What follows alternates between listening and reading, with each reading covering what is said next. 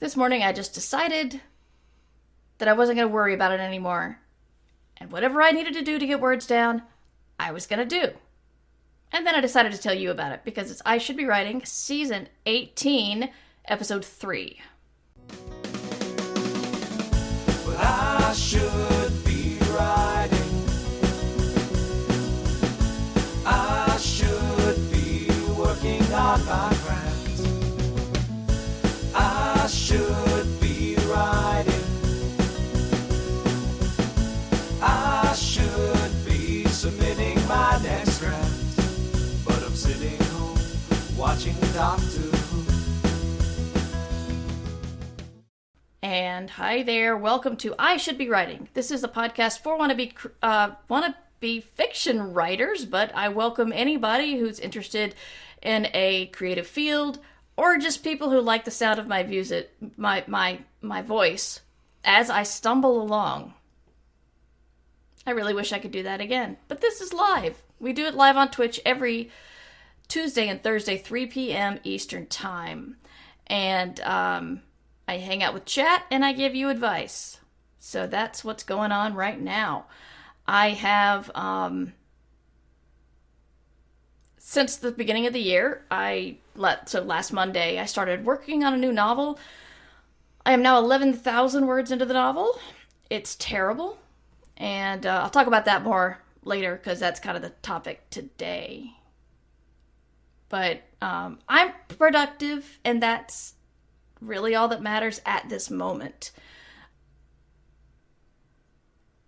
I've been slightly anxious professionally for no big reason.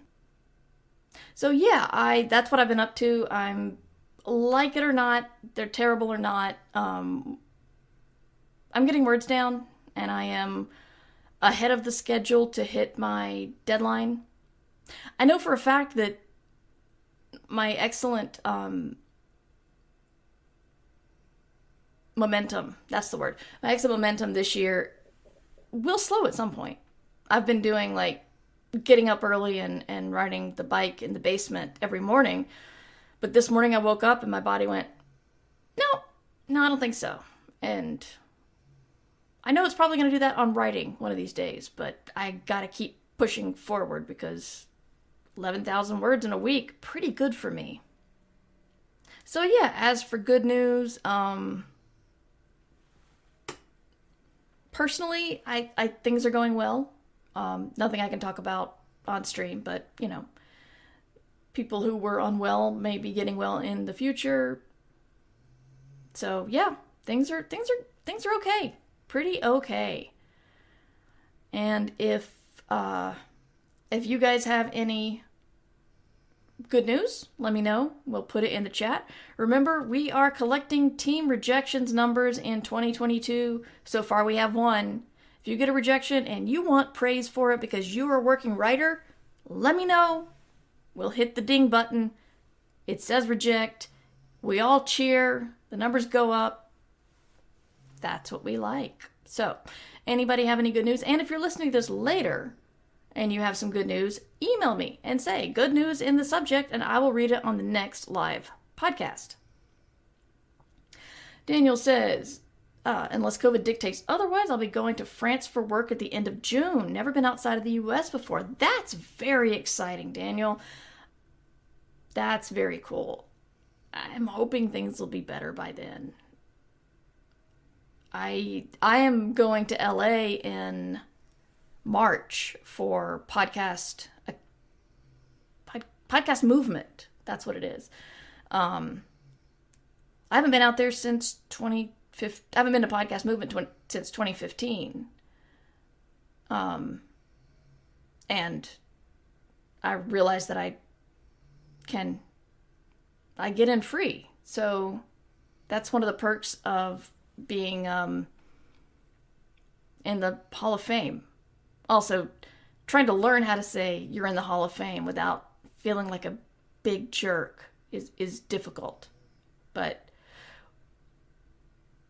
that's why I'm going to LA.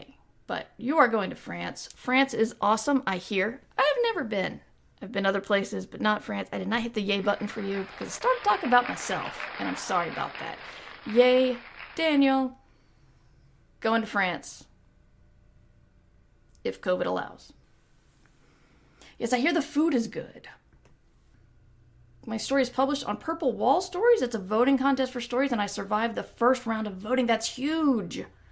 Congratulations. That's very cool. I'm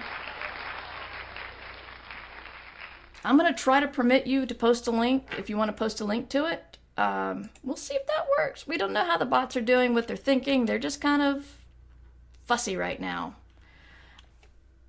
And if you don't want to post a link, you definitely don't have to.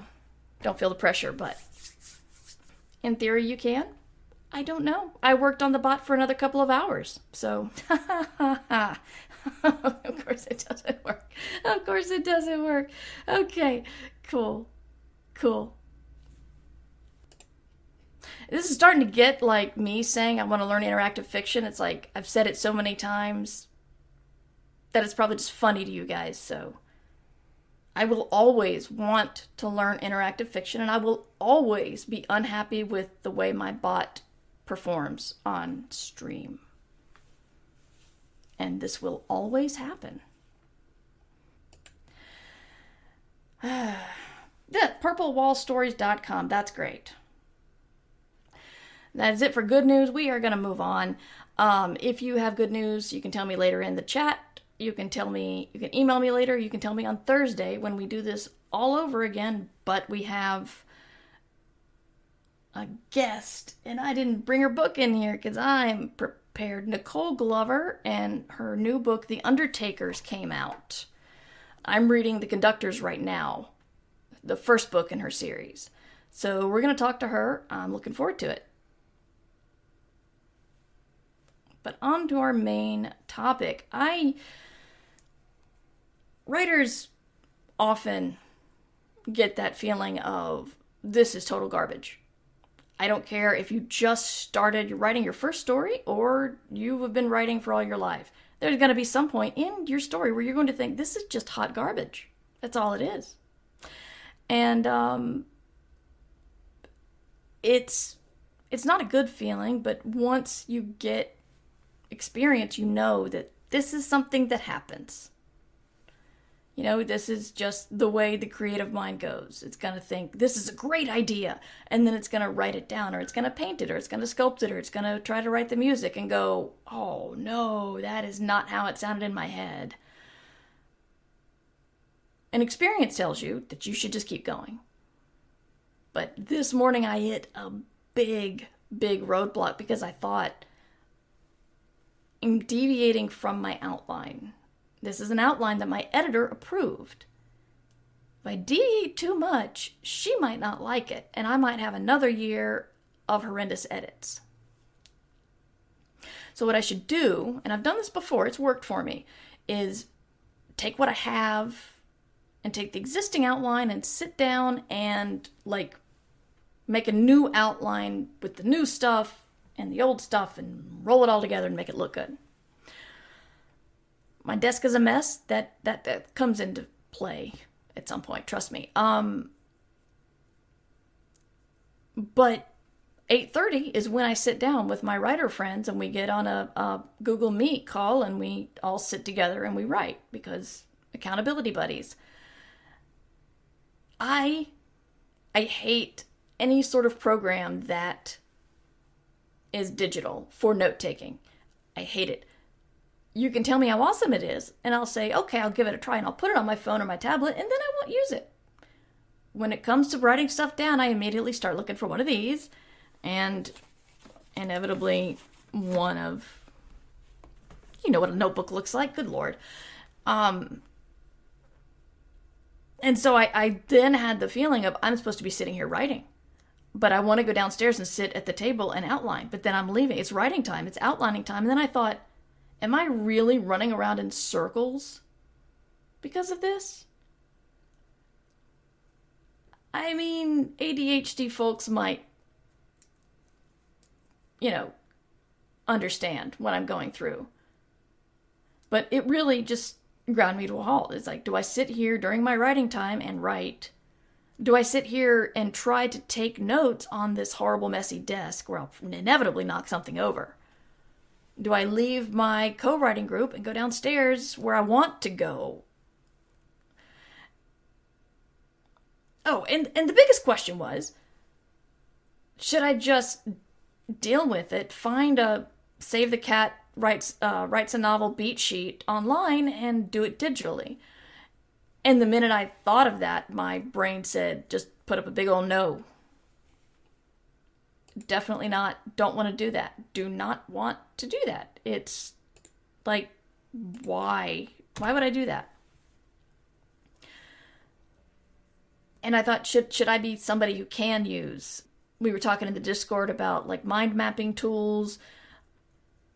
The people who do Scrivener, which is my word processor of choice, do one. You guys in the chat are going to have to help me remember what it was called, because I want to say Scrapple, but that's not it. Anyway, they have a mind mapping program. Literature and Latte do. And if you like doing mind mapping digitally, Scapple, thank you, HS Valley. If you guys like doing this digitally, then I hear it's a really good tool. But I don't. So I decided at that point that this is how I am. I've been doing it this way for a long time. It feels right to me. And there's absolutely no reason I should try to teach myself a tool that I don't need.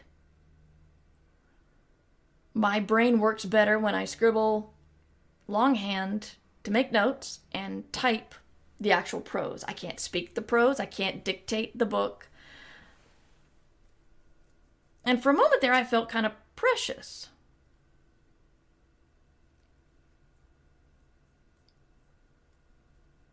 Hey, first time chat. Welcome, Karen.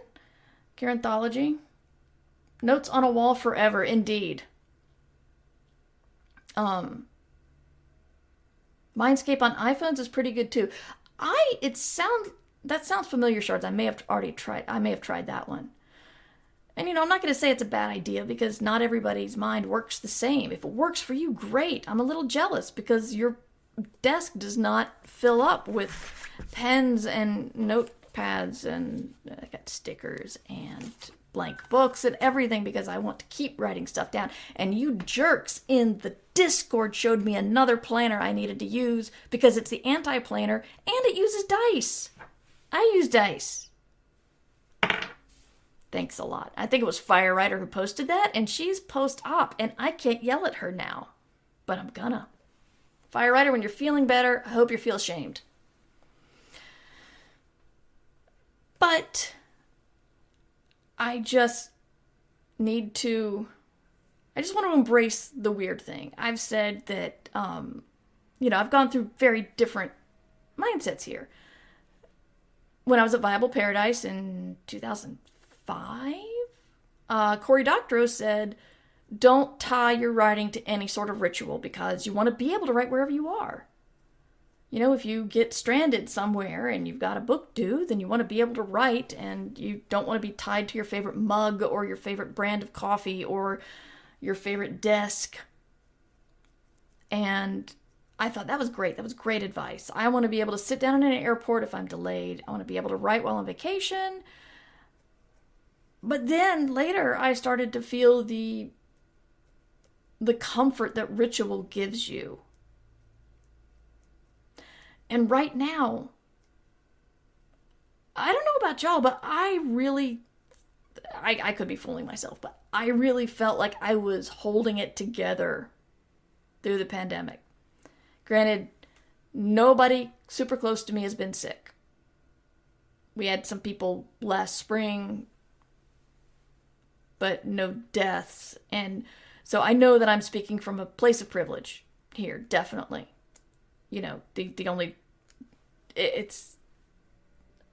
I'm not alone. My family's hasn't been thrown into unemployment, and we still like each other after months of lockdown. And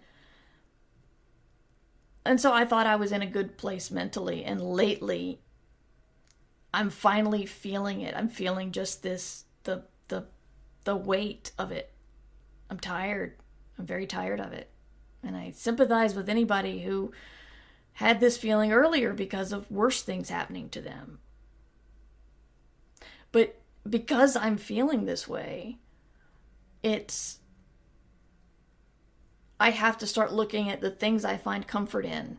And if I need to use the things I find comfort in to get work done, there's nothing wrong with that. Usually there's nothing wrong with that in general. So long as, you're actually able to get work done. I don't want to say I can't work without something, but, well, it's kind of like conventions. You don't have to go to conventions to move your writing career along. Going to conventions can give your writing career a boost. So, being able to tie your writing to a ritual, if that gets you going a little bit easier, great. If you can write in an airport when you've been delayed, that's good too. Might be harder. But I've finally decided I am not going to question myself. If I have weird habits or if I just stick to things because it works for me, no matter how weird it is, I'm going to keep doing it because this is not a time in my career I want to start questioning the way I do things because there's too much stress out there. I'm not going to start worrying about how I write, how I outline. If I write the book, if I hit the deadline, then I'm fine. And this is one of those things that sounds very obvious, but I don't know about you guys, but I sometimes need other people to say it,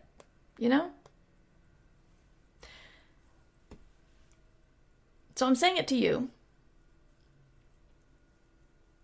And if I say it out loud, maybe I'll hear it too, because sometimes we feel silly. Why do I have to go downstairs, get away from the computer, sit at the dining room table, not the kitchen table, the dining room table, and outline there? Why?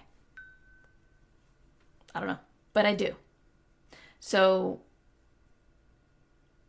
yeah, that's pretty much it. Embrace your weird. If you find something weird that works, if you find a brand of coffee, a special coffee mug that you don't want anybody else in the house to touch, and you find that you can't stream unless your dog's on his pillow or on his rug just right, and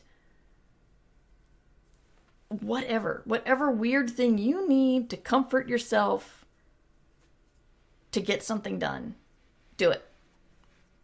And if somebody tells you it's weird, tell them what month we are on in the pandemic. And if they don't understand, stop talking to them, because they're not worth it.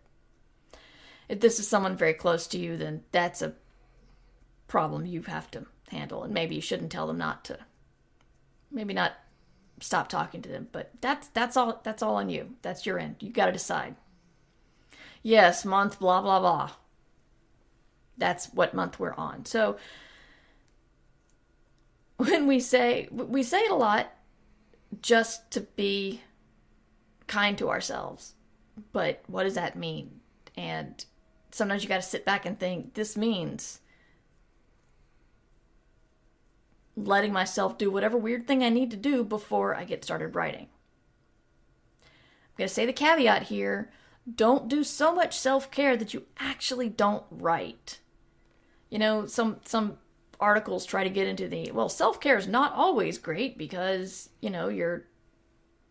what are you getting done if you're in the bath or drinking too much wine or whatever? It's like, yes, you can go too far into self-care, but I think part of self-care is getting you in the mind space to where you can function day to day.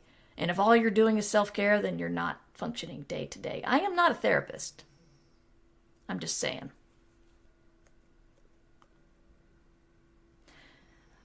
Shards has a hard time writing physically, bad wrist. Note apps are my saviors. That's great. I am not going to put anybody else's project down. I'm not going to say note-taking things are bad, don't use them. No, I don't. I'm really glad that these tools have helped you a lot. And I'm glad you're taking care of your wrist. The messy desk is my nemesis. Yeah. Meerkat says, but Cory Doctorow could sit on stage between book readings and work on his novel. So yes, Cory is kind of an outlier. That is true. Yes, Cory's a special creature. I haven't talked to him in a while. I think I need to check in with him. It might be where your brain feels safest. That's interesting.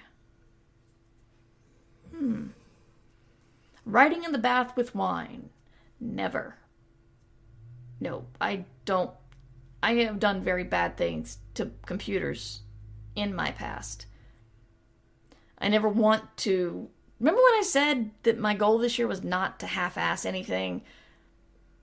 Thinking it probably won't fall in the tub while writing on your computer in the tub. That's a half-ass thing that I may have done in the past, but no longer. I think my Kindle is supposed to be water resistant or proof or something, but I'm not risking it. So yeah, thinking about your book while in the bath with wine, I could do that. My brain is really good at finding excuses not to write. Yeah, Daniel, I think everybody's brain has that very special skill. That's another thing. You can't have self-care actively take you away from what you're trying to do. So if you're, don't let your brain do that. Brains are wily creatures. When I get ideas in the shower, I yell them to my husband and make him text them to me. I love that. That's awesome. Wow. I need to buy shower paper or at least those crayons. Yes, and you must report back when you use them, because I must know. I think if I get ideas in the shower, I just think about that constantly until I get out of the shower. The only things I tend to forget is when I'm driving and I get an idea, or if I wake up in the middle of the night with an idea. But those usually are bad ideas if I actually manage to remember them or write them down.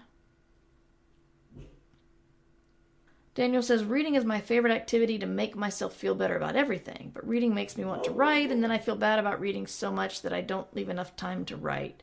You know what, in this case, Daniel, I'd just say read. If reading makes you feel good, read. It's not a bad thing. Reading just fills your well of writing ideas. Sometimes I'll think I got nothing left, and then I'll read something and go, of course, I've got lots of things left, because that's, there's lots of things to do. Wrote a whole scene in the shower and forgot it promptly as soon as I got out. Oh no, Shauna. Oh no. Just to reiterate for the podcast, whatever you need to do to get writing done these days, as long as it doesn't hurt anybody else or your health, do it. Seriously.